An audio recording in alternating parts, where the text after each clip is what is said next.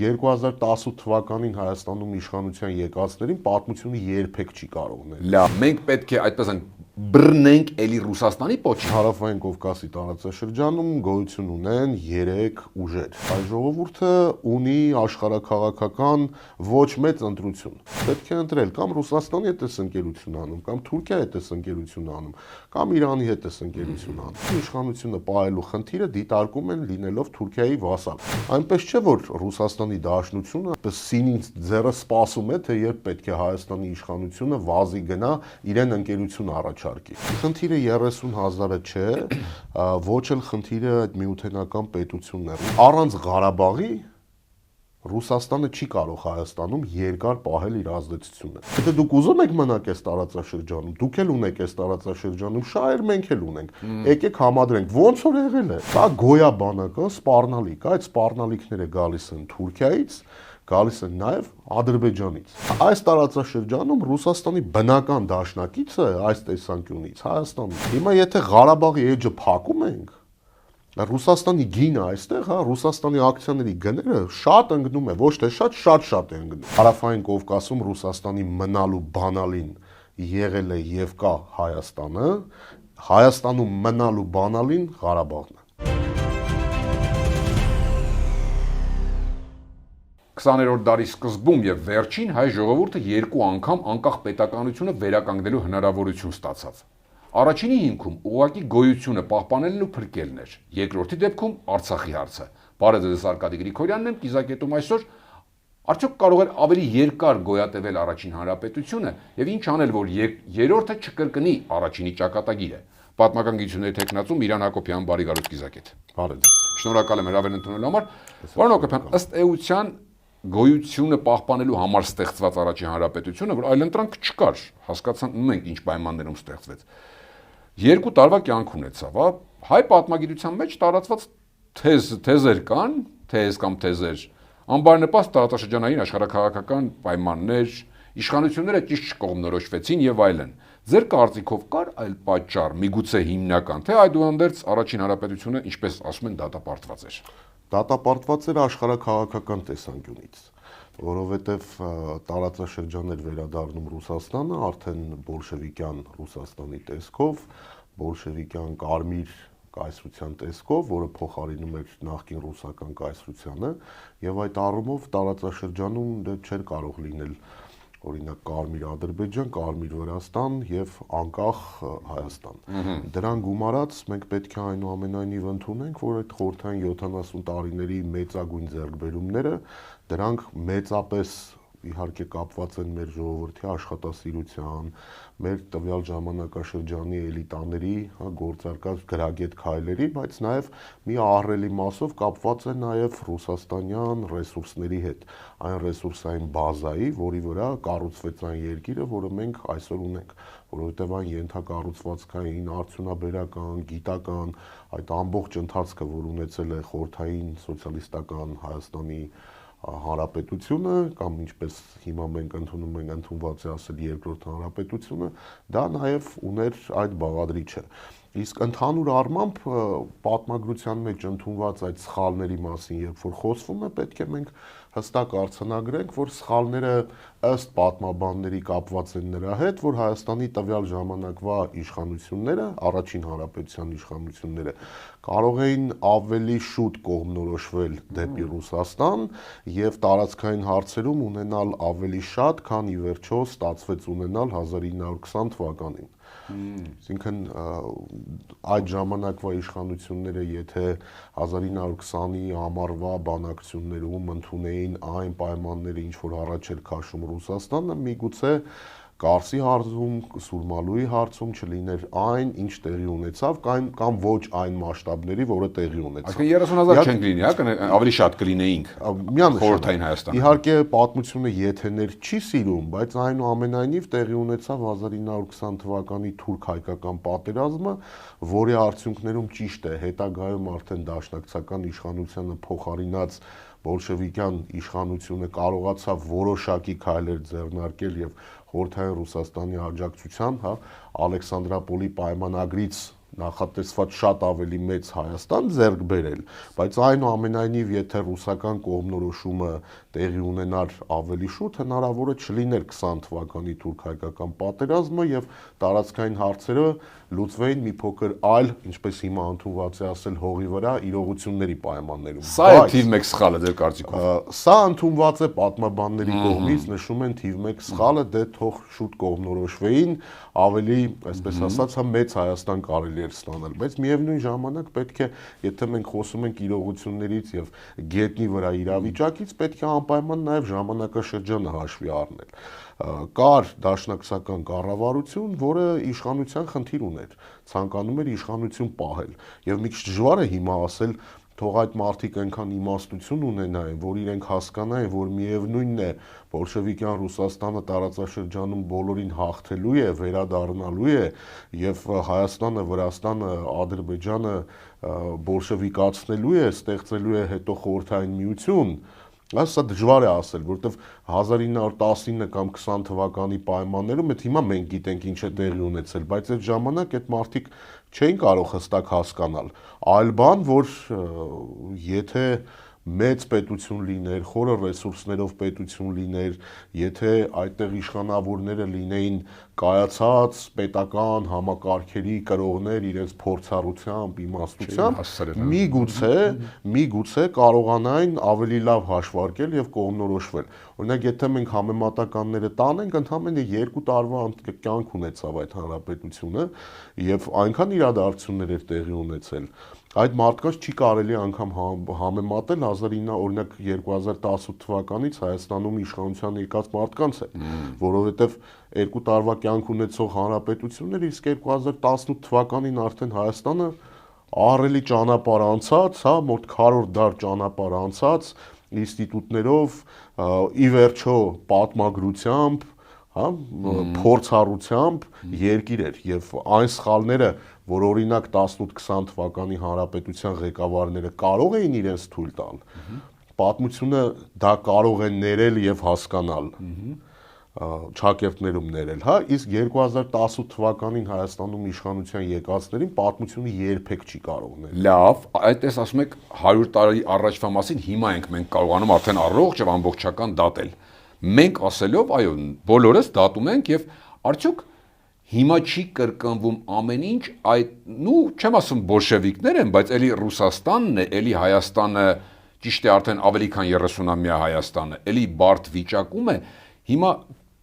պետք է ավելի արագ լեզու գտնել, ինչպես այն ժամանակ էր, էլի այդ խնդիրը դրված է Հայաստանի այսօրվա իշխանությունների առաջ, վերանանք անձեզ, դաշնակցական չեն, ինչ կապ ունի, էլի ավելի արագ լեզու գտնել Մոսկվայի հետ, որպեսզի վաղ թե ուշ էլի սպասվող այսպես պայմանական բոլշևիկացումը մեր վրա թանկ չնստի։ Էլի այդ մարտահրավերը կա, արդիական է այսօր այդ հարցը։ Ես խնդիրները չէի դիտարկի պայմանական, այսպես նույնիսկ հա պայմանական տեսանկյունից բոլշևիկացման, որովհետև խորհրդային միությունը այն տեսքով, որ ստեղծվեց 1922-ին, իսկ 1920-ին արդեն պարզ էր, թե գործընթացները որ ուղղությամբ են գնալու, դա չի կրկնվելու։ Ընդհանրապես կա մեծ խաբկանք, որ պատմության մեջ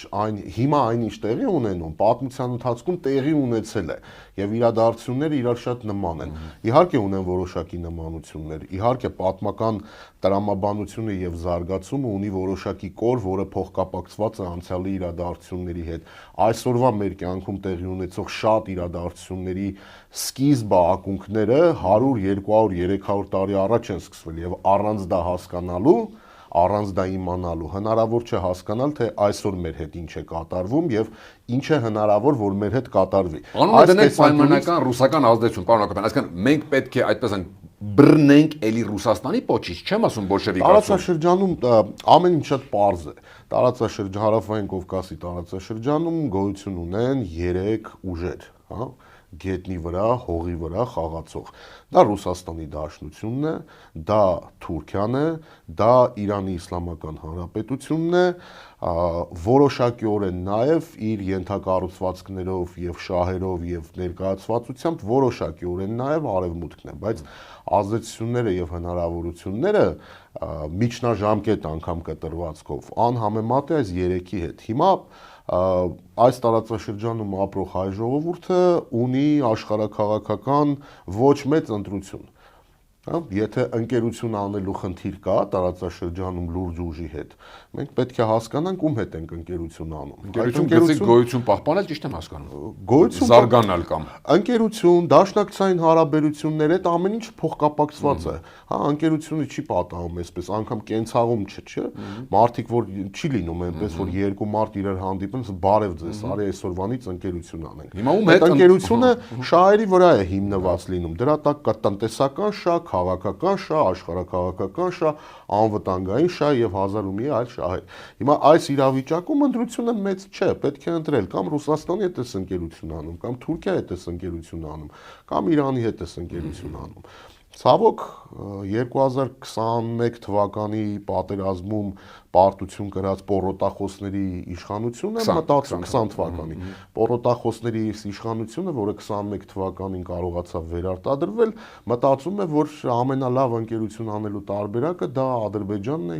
Թուրքիան է եւ Թուրքիայի կցորդ Ադրբեջանն է։ Ինչու, որովհետեւ մեծերը մեծ խանգարել են։ Ոչ, իշխանություն մնացածը դրանք զուտ պատմության, պատմագրության, պատմական ճշմարտության հետ որևիցե առնչություն չունեցող անշնորհք եւ տագետ մեկնաբանություններ են, արդարացումներ են, ինչ որ փորձեր են ինչ-որ բան արդարացնելու, իրենց դեմքը փրկելու։ Բայց խնդիրը հետեւյալն է, կա իշխանությունը պահելու խնդիր, իշխանությունը պահելու խնդիրը դիտարկում են լինելով Թուրքիայի վասալ։ Այլ ճանապարհ չեն տեսնում։ Հայաստանը պահելու այդ պարագային, որպես այն 100 տարվա մեջ կրկնվի, ձեր կարծիքով հիմա ճիշտ հասկացած ես, որ թիվ 1 տեխնացուն հայկական պետականությունը պահելու համար մեր դաշնակցության դաշնակից լինելու թիվ 1 Ռուսաստանն է, Մոսկվան է։ Նայեք, վերջերս մի ֆիլմ էր ստեղծվել 1973 թվականի արաբա-իսրայելական պատերազմի մասին,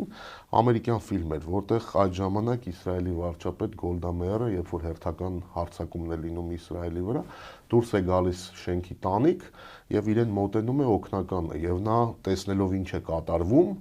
արդեն ծանր հրետանակոծություններ են գնում, ասում է, որ եթե արաբները ներխուժեն, եթե հասնեն քաղաք, ես կենթանի չեմ հանձնվելու։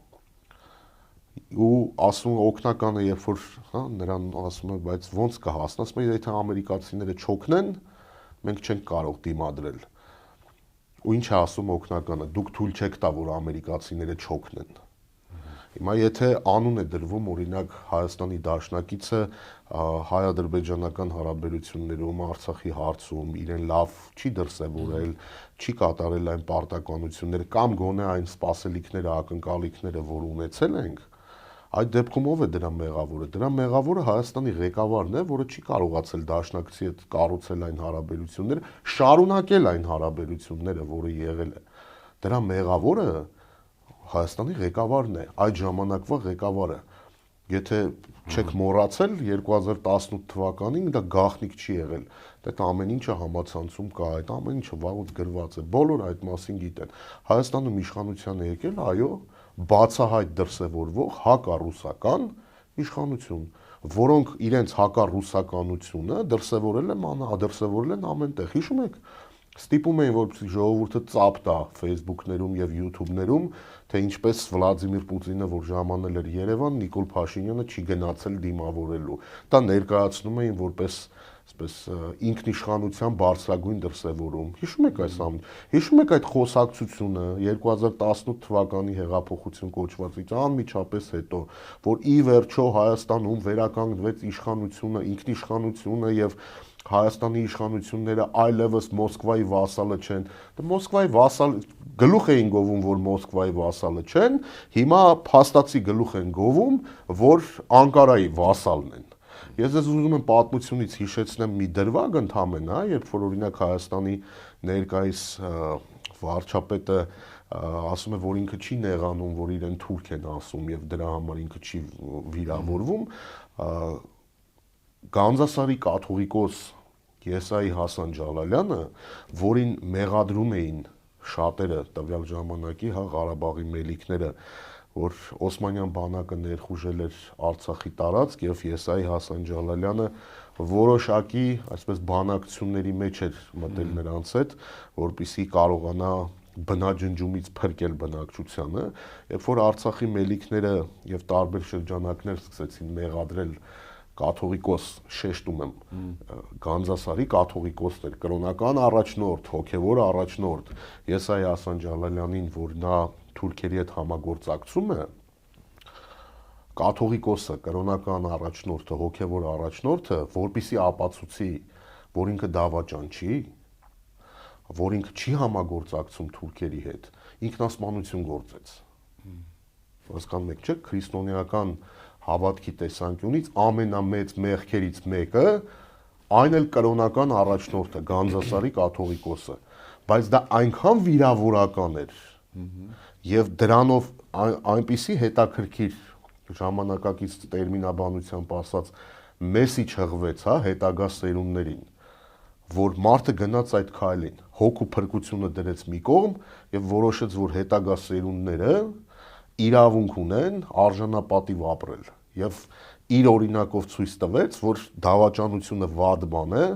թուրքերի հետ համագործակցելը, այսինքն ներխուժողների հետ համագործակցելը վատ բան է, դրա մեջ մեղադրվելը ամենաամոթալի բանն է, որ մարդու հետ կարող է տեղի ունենալ։ Բայց հիմա մենք մոտ 2.5 դար հետո ունենք մի իրավիճակ, որ Հայաստանի ղեկավարը համարյա գլուխ է գովում, որ ինքը թուրքերի վասալն է։ Պարոն Հակոբյան, լավ, այդ փաստը ձեր ասած արձանագրում են եւ քաղաքական գործիչները, բոլորը ընդդիմությունը տաղավարում, բոլորը փաստը արձանագրում են, պիտակավորումն էլ անում են եւ այլն, ասում են անունները կոչվում են, այս մարդը այսպեսին, այս բեղատոմսի մի տեսակ պակաս կա դաշտում, վերլուծական դաշտում, գիտական դաշտում։ Լավ, հիմա Իսրայել օրուց բռնած եկել է, հա, այդ դիլեմա է, թե ինչ է, երկընտրանք, երընտրանք հիմա էլ դարձել է մեր առաջ այդ Ռուսաստան, թե պայմանական արևմուտք, հիմա էլ ավելացել է, թե տարածաշրջան, հա, ուղիղ բանակցել։ Հիմա այդ երեքից որն է ձեր կարծիքով ամենառեալ, պրագմատիկ հողի վրա այդ դեղատոմսը, որ առնվազն պետությունը չկորցնենք, հետո մտածենք զարգացման մասին, չկրկնենք սա, դեպի ուր գնալ։ Նորից գտնում եմ, քաղաքական գործիչները պարտավոր են այդ ներկա բնակում ընտրություն անել, ընտրությունը մեջ չէ, որոշեք, Թուրքիայի հետ եք ընկերություն անում, դաշնակցում եւ դառնում նրա վասալը, Իրանի հետ եք ընկերություն անում, դաշնակցում, թե Ռուսաստանի հետ եք ընկերություն անում, դաշնակցում։ Որի հետ է ձեզ հարմար, որի հետ է պատմականորեն հարմար ստացվել եւ որի հետ կարող եք ունենալ ամենաշատ արդյունքները։ Դրան գումարած դուք պետք է մի բան էլ հաշվի առնեք, այնպես չի, որ տարածաշրջանից 3 երկրներն էլ, որ մենք նշում ենք, մի քիչ abstraksiայի ժանր գնանք, հա, այսպես սինիները, ձեռները կանգնած սպասում են, թե երբ եք գալու ընկերության առաջարկ անեք։ Այնպես չէ, որ Ռուսաստանի Դաշնությունը այդ հզոր Եվրասիայի մեջտեղում գտնվող աշխարհի ամենաուժեղ երկրներից մեկը,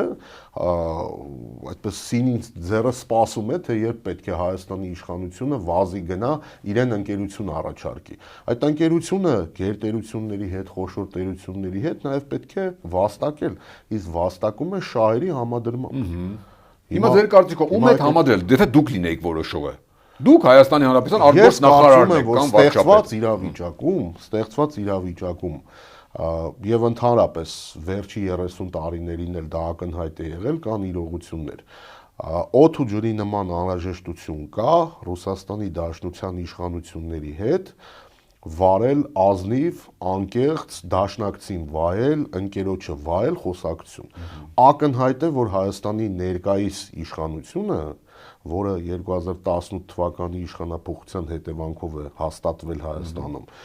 ռուսերեն տերմին կա, հա, «не рукопожатные», չունի հարգանք, իդեպ նրանց ակնհայտ է, որ չեն հարգում ոչ միայն ռուսները, չեն հարգում աշխարհում ոչ մեկ պարտվածին չի հարգում։ Մարդը պարտվել է, վրեն կոշիկներ են սրբել, դրանից ինքը լավ է զգում։ Այսինքն ինչ հարգանքի առարկա կարող է լինել, ինչ հարգանքի դրսևորման, հա, փաստ կարող է լինել, որպեսզի ինչ-որ մեկը հարգի։ Ակնհայտ է, որ գործ ունեն, իրենք էլ են, չէ, տեսնում։ Պաթոլոգիկ սուտասան, էժան արժանապատվություն չունեցող մարդկանց հետ։ Այդ մարդկանց հետ ով ընկերություն կանի։ Այդ մարդկանց հետ Չակերտների մեջ ասած, ընկերության բանաձևը գտել է միայն Թուրքիան եւ Ադրբեջանը։ Ստորացնում են, կոշիկներ են սրբում իրենց վրա, արժանապատվությունները ոտնահարում են եւ դրանով այս մարդիկ այստեղ իշխանություն են պահում։ Այլ տարբերակ դա հարաբերություններ էլ չէ, դա ընկերություն չի։ Դա արդեն արժանապատվության սովորական անգամ գիտեք այդ ազգ հայրենիք համայն մարդկություն դնենք մի կողմ սովորական մարդկային արժանապատվության հարց կա։ Այսինքն եթե իրենք ուզեն էլ չի ստացի, հա, էլ Մոսկվայի ճիշտ եմ հասկանում։ Հայաստանի ներկայիս իշխանություններին աշխարհում չկա որևիցե մեկը հատկապես եթե խոսքը գնում է Մոսկվայի մասին, հատկապես Մոսկվան, որ կարող է լուրջ ընդունել եւ նրանց ընկալել որպես գործընկեր։ Հայաստանի ներկայիս իշխանությունը ստացվել է այնպես, որ այնպիսի մի ամորֆ գոյացություն է, որին կարելի է ընդհանրապես օգտագործել, շպրտել։ Այլ տարբերակ գոյություն չունի, այս մարդիկ իրենց չեն պահել միջազգային հարաբերություններում, ներքաղաքական կյանքում այնպես, որպեսզի հարգանք վաստակեն։ Իսկ միջազգային հարաբերություններում դե հիմա եկեք կոնկրետ օրինակը քննարկենք, հա, Պուտինին դեմոնացրել են ամբողջ արևմուտքը։ Տևական ժամանակ դեմոնացրել են վերջի 3-4 տարիներին ընդհանրապես, հա, 100%-անոց ինչ-որ սատանայական բան էին տալի, բայց Ամերիկայի Միացյալ Նահանգներում եկել են իշխանության նոր մարդիկ, որոնք ասում են ամեն ինչը մի կողմ, բայց մենք գործ ունենք լուրջ մարդկանց հետ։ Լուրջ մարդկանց հետ, արժանապատվություն ունեցող մարդկանց հետ, իրենց երկրի շահը հասկացող եւ իրենց երկրի շահերը ատամներով պաշտպանող մարդկանց հետ, որոնց հետ պետք է հարաբերվենք եւ փորձենք ինչ-որ հարաբերությունների եզրեր գտնել, այդպիսին է իրողությունը։ Իսկ երբ որ գոյություն ունի մի իշխանություն, որը կրկնում եմ, ազգային արժանապատվություն, պետական արժանապատվություն, տարրական մարդկային արժանապատվություն չունի, դա չի կարող աշխարհում լինել ինչ-որ մեկը, որ դրան ընկալի որպես գործընկեր։ Դրան կարող է ընկալել որպես գործիք, որին այսօր կօգտագործեն, վաղը դեն կնետեն։ Պարոն Հակոբյան, հա, եկեք իշխանությունը ենթադրենք Հայաստանում գալիս են դասական վիճակի։ Նորմալ իշխանություն է, որը պայմանագրաունակ է, ռուկապաժատնի է ձեզ ասած, ու էլի զուգահեռը տանենք այդ ուղիղ այդ 20 թվականի, 1920 թվականի ու այսօրվա։ Եթե այն ժամանակ Հայաստանի տարածքների, Հայաստանի փրկությունը ընդհանրապես, փրկության գինը, տարածքի վերականգնումը եղավ խորհրդայնացումը, հիմա ինչ կպահանջի Ռուսաստանը նրա դիմաց, որ մեր գոնե այս պահի 30,000-ը մնա այս ամեն ինչի արդյունքում։ Մենք գնանք դաշնակցային հարաբերության, ինչ կուզի մեզ, միութենական պետություն, ինչ կուզի։ Խնդիրը 30,000-ը չէ, ոչ էլ խնդիրը այդ միութենական պետությունն է։ Ռուսաստանը մենք ինքնին պետք է հասկանանք, որ ինքը շատ մեծ է եւ իր բնույթով չլինելով ունիտար պետություն, մի փոքր ինքը այլ պետական կազմավորում է, որ մենք պատկերացնում ենք եւ շատ մեծ հարց է, օրինակ Ռուսաստանի Դաշնությունը երբևիցե ցանկանում է, շատ են խոսում, վերականգնել խորհրդային միությունը կամ դրա խորհրդային միության տեսքով այլ ինչ-որ ֆորմատ։ Դա շատ կասկածելի է։ Արդյոք Ռուսաստանը իրականում նման ցանկություն ունի։ Ի վերջո եկեք անկեղծ լինենք, եթե Ռուսաստանը նման ցանկություն ունենար, խորհրդային միությունը չէր կազմաքանդի։ Իսկ խորհրդային միությունը կազմաքանդել է Ռուսաստանը։ Այդ հետո այդ հեքիաթները ստեղծվեց, հա, որ օրինակ Երևանում օպերայի հրապարակում մարդիկ միտինգներ արեցին եւ այդտեղ որոշեցին, որ սովետական բանակը Բերլինից պետք է դուրս գա։ Այդ ամեն ինչը մի կողմ ճշմարտությունը, իրողությունները նրա մասին են, որ խորհրդային միությունը փլուզվել է Ռուսաստանի կամքով։ Չէր կարողանում կառավարել այդքանը։ Հիմա մենք ոնց ենք որոշել, որ Ռուսաստանը հիմա որոշել է, որ կարող է կառավարել նորից այդքանը եւ ցանկանում է ինչ-որ մի միություն ստեղծել։ Սա այլ քննարկման թեմա է։ Նույն 30,000-ը այլ քննարկման թեմա է։ Խնդիրը հետեւյալն է, որ Հայաստանում եթե լինի մարդկային, ազգային, պետական տարական արժանապատվություն ունեցող իշխանություն, այդ իշխանությունը կարող է Ռուսաստանի իշխանությունների հետ նստել բանակցությունների սեղանին ազնիվ խոսակցության։ Ազնիվ խոսակցությունը հետևյալն է. Ռուսաստանը ցանկանում է իր ազդեցությունը պահել Հարավային Կովկասում։ Եթե ցանկանում է, այլ խնդիր է։ Եթե չի ցանկանում, այլ խնդիր է։ Եթե ցանկանում է, ես կարծում եմ, որ ցանկանում է, հա, առանց Ղարաբաղի Ռուսաստանը չի կարող Հայաստանում երկար պահել իր ազդեցությունը։ Ուղղակի չի կարող։ Ակնարկում է գոնե վերադարձ ապահովել ժողովրդի։ Ոչ, ես ինչ եմ ասում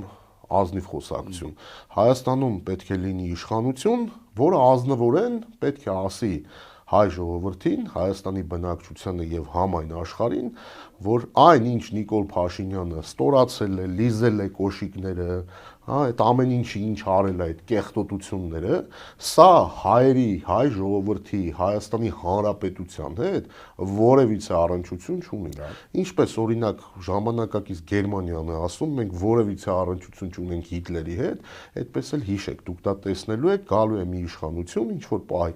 որը ասելու է մենք որևիցե իշխանություն չունենք այս անթրաշված Հիտլերի հետ։ Մենք սրա հետ առնչություն չունենք եւ այն պայմանավորվածությունները, այն հայտարարությունները, որ նա արել է, դա ուղղակի առ-ոչինչ է։ Ով է դրանք չգալան։ Թուրքիան, Ադրբեջանը մեզ խերոք լսելու են այդ պարագայում, ով է լինում։ Իդեպ Թուրքիան եւ Ադրբեջանը շատ լավ հասկանում են, որ գործ ունեն մի իրավիճակի հետ, երբ որ սրա բոլոր տեսակի հայտարարությունները իսկականից առ-ոչինչ են, որովհետեւ վաղը գալու է մի իշխանություն, որը այդ ամեն ինչը հայտարարելու է առ-ոչինչ։ Դրա համար էլ եթե նկատել եք, բանի տեղ չեն դնում եւ չեն պայմանավորվում։ Այսպես որպես գործիք օգտագործում են անարժանին եւ դեն նետում։ Հիմա ինչ է տեղի ունենալու։ Պետք է հստակ հայտարարվի, որ մենք Ղարաբաղը չենք մոռացել, հարցը փակ չենք համարում եւ դա մեր հայրենիքն է եւ այդ հայրենիքի հետևից մենք գնալու ենք։ Կլինի խաղաղ ճանապարհով գնալ, պայմանավորվել, գնալու ենք խաղաղ պայմաններով ճանապարհով։ Չի լինի խաղաղ պայմաններով, կլինի ոչ խաղաղ պայմաններով, բայց մենք դրա հետևից գնալու ենք։ Մենք Գանձասարը ձեզ չենք թողելու, մենք Ամարասը ձեզ չենք թողելու, մենք 15000 մեր տղաների արյունը այդ հողի համար թափված չենք ուրանալու։ Աշխարհում կա մեկը, աշխարհում կա տենց պետություն, որտեղ չգիտեն, որ Ղարաբաղը հայկական է։ Աշխարհում չկա այդպիսի պետություն։ Անկամ Թուրքիան, անկամ Ադրբեջանը իրենք էլ գիտեն։ Մենք արդար ենք, ինչ ենք մենք այս հարցում մեր հետ քաշվում։ Ի վերջո, ամենակարևոր, երբ որ դու այս մանիֆեստը կանես որպես պետություն։ Ում կանես, Ռուսաստանի թե ընդհանրապես։ Բոլորին։ Լավ, արեցին մանիֆեստը։ Դրանից հետո այդ իշխանությունը, որը լրջություն է իրենց ներկայացնում եւ ունակ է լինել գործընկեր, կարող է Ռուսաստանի իշխանությունների հետ նստել ազնիվ դաշնակցային խոսակցության։ Մենք գնալու ենք այս ճանապարհով։ Դուք մեզ ստեղ օգնելու եք թե չեք օգնելու։ Եթե չեք օգնելու, չեք ուզում մնում այս տարածաշրջանում, դե չեք ուզում այս տարածաշրջանում մի մնացեք, մենք էլ կոպիտ ասած մեր գլխի ճարը տեսնենք ում հետ ինչ ենք անում։ Բայց եթե դուք ուզում եք մնաք այս տարածաշրջանում, դուք էլ ունեք այս տարածաշրջանում շահեր, մենք էլ ունենք։ Եկեք համադրենք, ոնց որ եղել է։ Ոնց որ եղել է մինչև 2018 թվականով հեծանիվ չենք հորինում։ Կտրուկ չէ շատ Մոսկվայի առաջ նման հարց դնել միանգամից։ Իսկ ինչ որ մեկը ասել է, որ Մոսկվան կամ 90-ականներին ինչ որ մեկը պահանջել է, որ Մոսկվան մեր հետ մեր տեղը գա պատերազմի։ Չէ։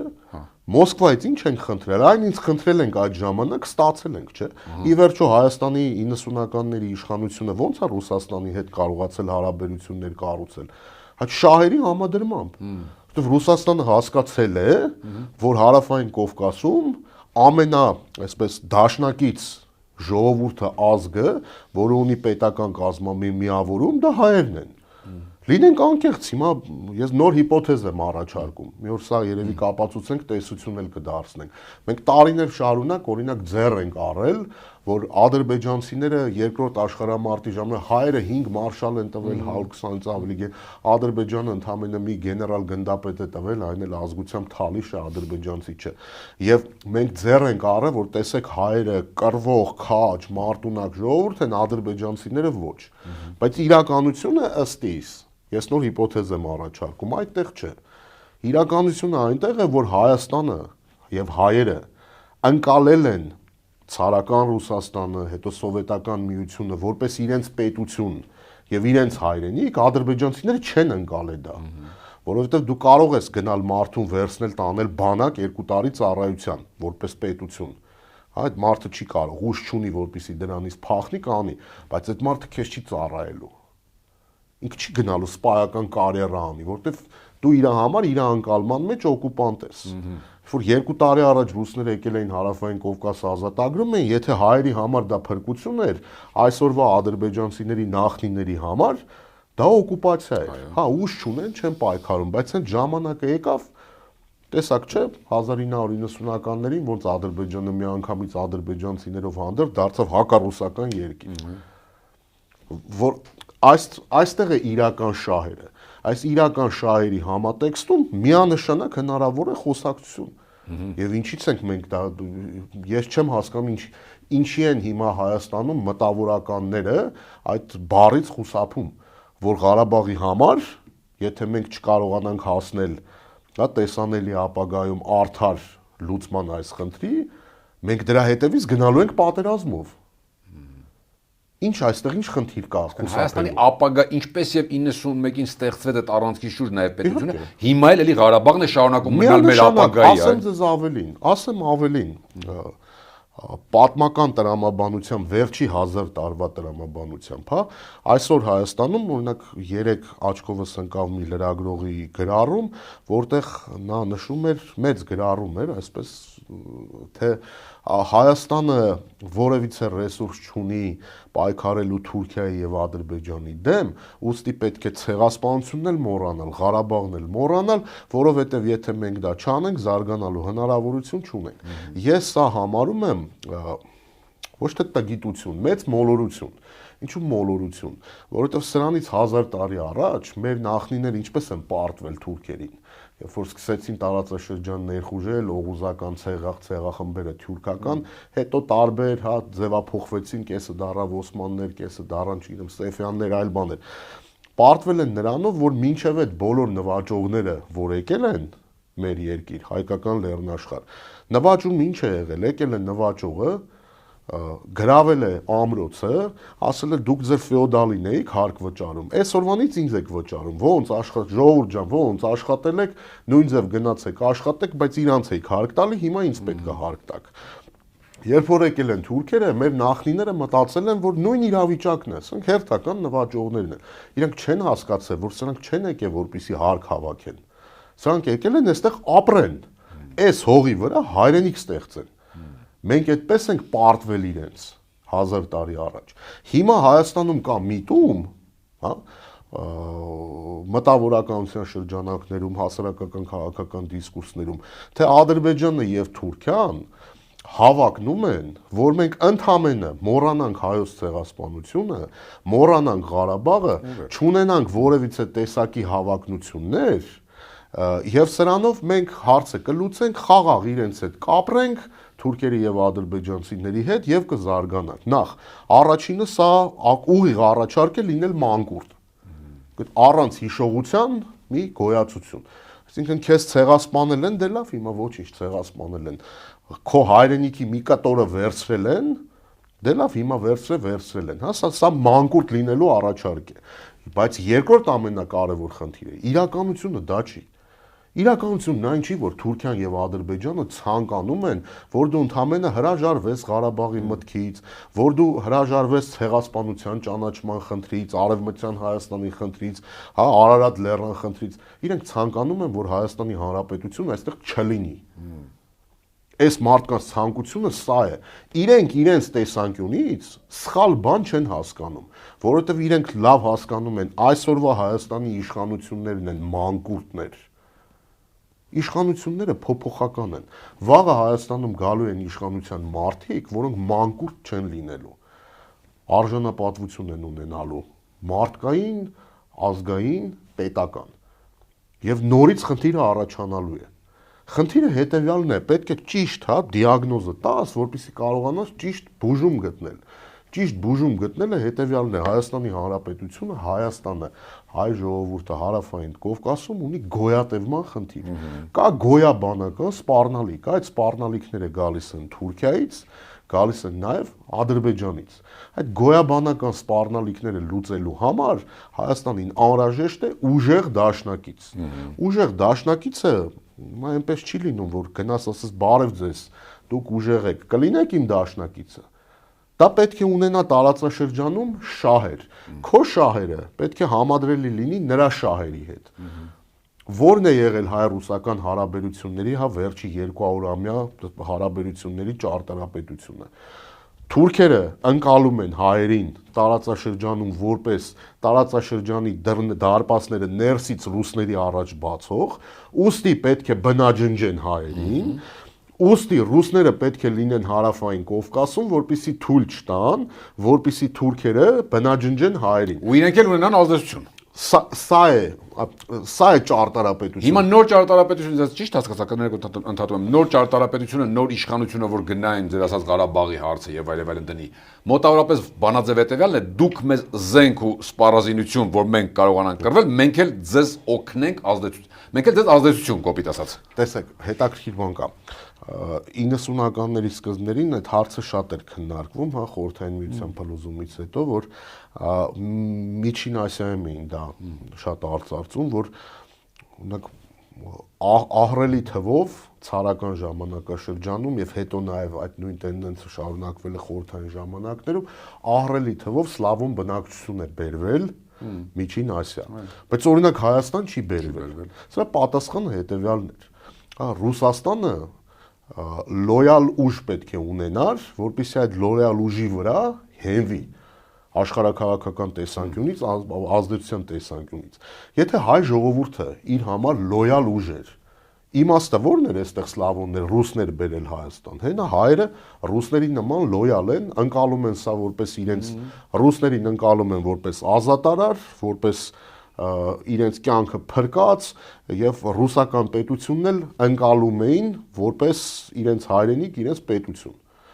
Նույնը չկարելի ասել Ադրբեջանի մասին, նույնը չկարելի ասել Միջին Ասիայի մասին։ Այդ մարդկանց համար դա օկուպացիա էր։ Եվ դրա համար Ռուսաստանին անհրաժեշտ էր այդ ժամանակահատվածում սլավոն բնակչություն, ռուս ժողովուրդ, որի վրա կարողանա հենվել։ Հիմա այս տարածաշրջանում Ռուսաստանի բնական դաշնակիցը այս տեսանկյունից Հայաստանն է եւ հայ ժողովուրդն է։ Հիմա եթե Ղարաբաղի էջը փակում ենք, Ռուսաստանի գինը այստեղ, հա, Ռուսաստանի ակցիաների գները շատ ընկնում է, ոչ թե շատ է ընկնում։ Այսինքն եթե Հայաստանը ուներ Ղարաբաղի խնդիր, Հայաստանում եկան իշխանության հակառուսական կոնկրետ մի գոյացություն, որը հարաբերությունները այն աշճանի փչացրեց, որ Ադրբեջանը կարողացավ այդ հարցը տվյալ ժամանակաշրջանում ռազմական ճանապարհով իր օգտին լուծել։ Հա, եւ հիմա Հայաստանում փոխվել է վիճակը։ Հայաստանում իշխանություն, այլ որակի իշխանություն է, այլ հավակնություններով, այլ առաջարկներով, այլ ծրագրերով։ Այս պարագայում Ռուսաստանը եթե չի ուզում Հայաստանի հետ խոսել Ղարաբաղի հարցով եւ գտնել ընդհանուր, հա, շահը, որով պետք է այդ խնդիրը լուծվի արդարության տեսանկյունից, Ռուսաստանի արժեթղթերի գինը առնվազն 10 անգամ ընկնում է։ Մնալու բանալին Հարավային Կովկասում ձեր կարծիքով Ղարաբաղն է։ Հարավային Կովկասում Ռուսաստանի մնալու բանալին եղել է եւ կա Հայաստանը, Հայաստանում մնալու բանալին Ղարաբաղն է։ Մնացածը սա ընդհանուր ճարտարապետությունն է, սա որի վրա պետք է կառուցել այդ շենքը։ Մնացածը արդեն քաղաքական գործիչները, հայ, ռուս, ստրատեգները, մտածողները պետք է նստեն, գծեն, մտածեն, ինչպես դա անեն, ինչպես համադրեն։ Իդեպ դա բոլորն էլ հասկանում են։ Դա Թուրքիայում էլ են շատ լավ հասկանում, դա Ադրբեջանում էլ են հասկանում։ Երկուսն էլ շատ լավ հասկանում են, որ այս իրավիճակը ինչ որ հիմա կա, սա խիստ ժամանակավոր է, իրավիճակներ են փոխվելու։ Իրավիճակային է դաշինքը Ադրբեջանի հետ, ճիշտ եմ հասկանում։ Թուրքիայի սիրախաղերը դա Ուկրաինայով է պայմանավորված։ Դժվար է դրան դաշինք անվանել, դաշինքը այլ խնդիր է, դաշինքը այլ ռազմավարական գործակցություն, չգիտեմ, սիմվոլիկ այսպես փաստաթուղթ էր, որ իրենք ստորագրեցին, ընդհանուր բոլորին ցույց տալու համար, որ իրենք որևէ տեսակի խնդիր չունեն։ Բայց հաշվի առնելով օրինակ նույն այդ ինքնաթիռի դեպքի հետ կապված օրինակ Ալիևի հայտարարությունները, կարծում եմ Ռուսաստանում էլ շատ լավ հասկանում են, որ եթե Ղարաբաղի հարցում այսպես չլիներ եւ ռուսական դիրքորոշումն էլ չլիներ այնպիսին, ինչպիսին եղավ, երբ որ հայերը ստիպված դուրս եկան Ղարաբաղից խաղաղապահների արկայության պարագայում, Իլհամ Ալիևը իրեն դժվար թե նման բաներ հայտարարություններ թույլ տար Ռուսաստանի հասցեին եւ Ռուսաստանի ղեկավարության հասցեին։ Եվ դրան գումարենք մի բան էլ, որ հեռանկարում ապագայի հարցով երևի այս մասին չի խոսվել կամ քիչ է խոսվում, հա, պետք է մի բան արձանագրենք, որ ամեն դեպքում Ռուսաստանը հայ ժողովրդին պարտք է,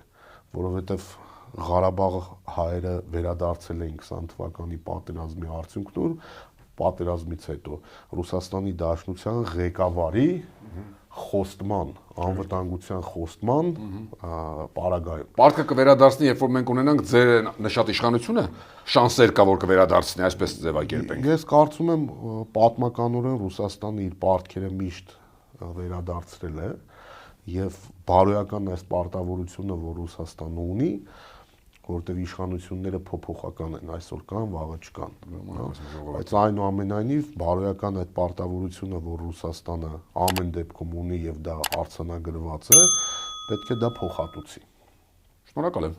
հետաքրքիր զրույցի համար։ Հիշեցնեմ, Կիզակետում այսօր պատմական գիտությունների թեկնածու Միրան Հակոբյանն էր, Կիզակետի թողարկումներն ու շատ այլ տեսանյութեր դիտելու համար առաջարկում եմ բաժանորդագրվել մեր YouTube-յան ալիքին։ Կհանդիպենք։